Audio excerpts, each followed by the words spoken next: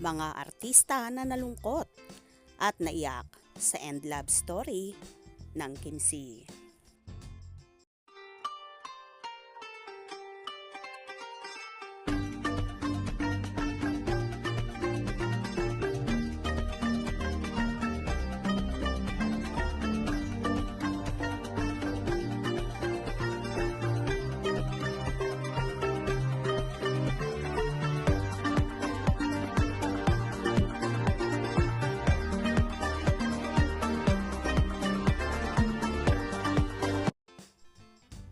Nagtapos na nga ang 12 taon ng pagmamahalan ng magkasintahang sina Kim Chiu at Sian Lim, kung saan nagbahagi sila sa kanilang mga Instagram account ng statement ng kanilang naging hiwalayan.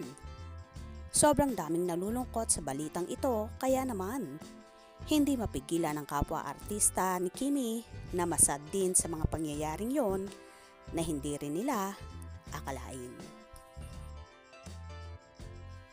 Isa nga ang co-host ni Kimi na si Anchor T.C. Smith sa nagkomento at sinabing, "I love you, Kimi." Ganon din ang BFF niyang si Darren Espanto na black and white heart emoji naman ang ikinomento. While ang isa sa BFF ni Kimi na si Angelica Panganiban naman ay heart emojis at love you, Momshi.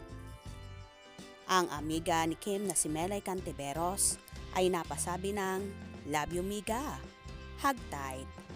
Kahit si Rufa Gutierrez ay napakomento rin, beautifully written with respect and love, hugs, Kimi. Ang co-host namang si Vong Navarro ay 3 heart emojis ang pinaulan. Ganon din si Vina Morales na 3 red heart emoji.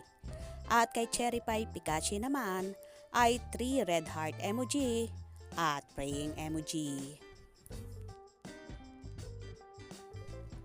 Habang ang isa rin sa co-host niyang si Ryan Bang naman ay hugs, Kimi at 3 heart emojis din ang ibinigay kay Chinita Princess.